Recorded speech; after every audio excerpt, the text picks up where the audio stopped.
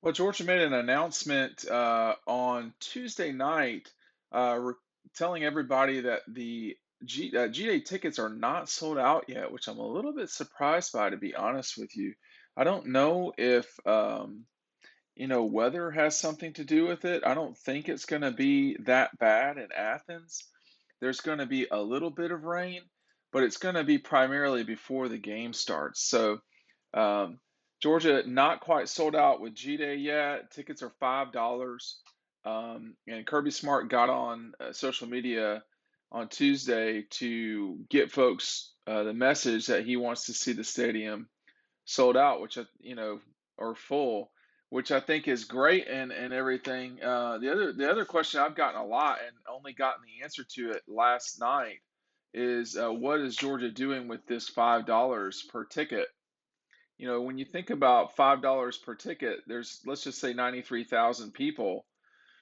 That's about $500,000 of revenue, not quite $500,000 of revenue from tickets. And you don't, I mean, Georgia and generally speaking, people have not done spring games as a way to raise revenue for the general fund of the athletic departments. I don't know if we're going to see that in the future. That's a good question. But in this case, Georgia is going to donate to the charity of the choice of the team. So unless I'm mistaken, we don't know what that's going to be yet either. So I'm a little surprised that Georgia's in this position, considering how much momentum there's been behind the program. You want to start talking about, everybody talks about how XYZ has the greatest fans in sports. I think Georgia folks make a pretty good case for themselves when you consider every single season they play a game where they bring 40,000, 42,000 people to another state, 7 hours away from campus, or six, whatever you want to call it.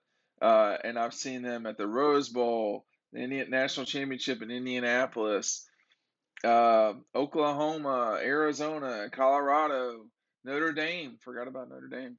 Their fans have been extremely supportive for a long time of this program and what it encapsulates for them.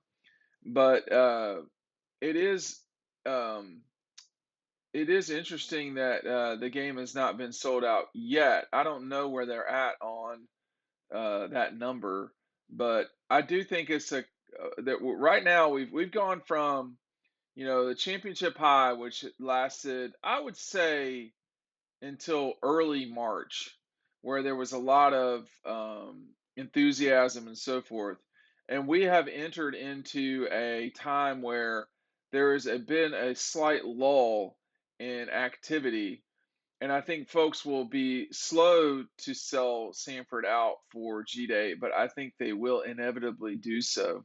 There's a lot of curious things that are happening at G Day. But the biggest thing to me about them making this comment is that they're not quite where they thought they might have been. And I say that again, it is a little bit surprising.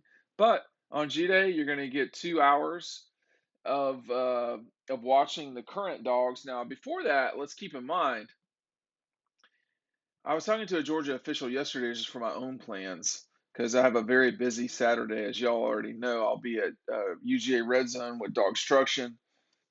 That starts at noon on Friday, and then Saturday I'll be there from 9 to noon, and I'm going to walk down to the stadium.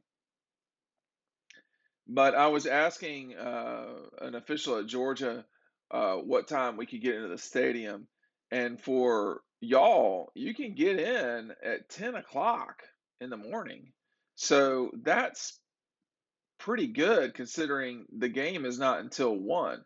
What's happening from 10 until the game? The old timers game.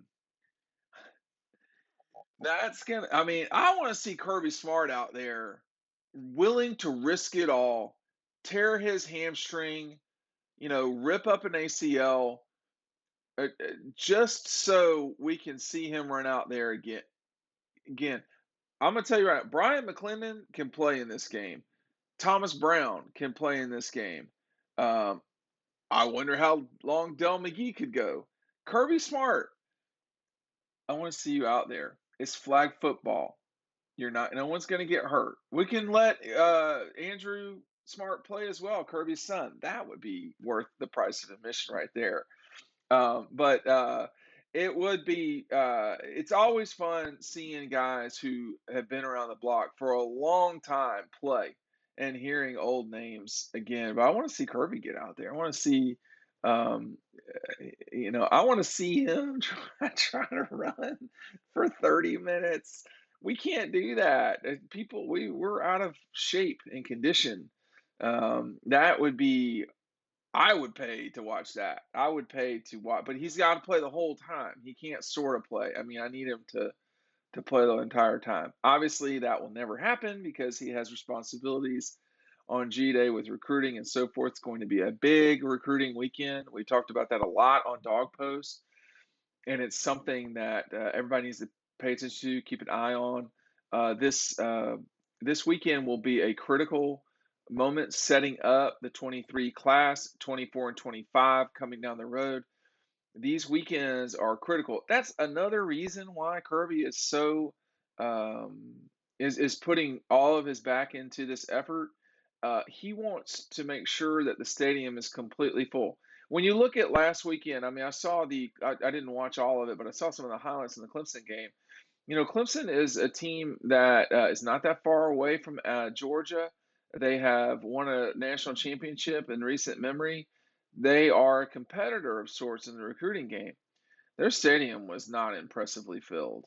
And that is something that you notice as a recruit or as just an observer. Hey, and listen, it's tougher to get to Clemson, and it's certainly harder to get out. But you're in a global fight with everybody for these kids' attention. And if you have 93,000 people in Sanford Stadium for the kickoff, then that makes an impression that you don't forget about. The 2016 G Day was a seminal moment in the time that Kirby has been at Georgia. It really set the table for the next few years after that.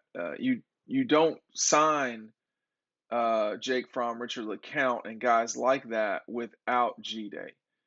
It was a really, really important DeAndre Swift, people like that. Jacob Eason was already there. And that was a lot of, I think, the curiosity factor. There won't be a curiosity factor at quarterback this time, but there will be a lot of curiosity for me seeing what everything looks like for the Dogs. So Georgia's not yet filled up the stadium. $5 for the tickets. You can still go get them. We'll see you in Athens on Saturday at Red Zone starting at 9 and Friday starting at noon. Thanks for watching. We'll see you on the website.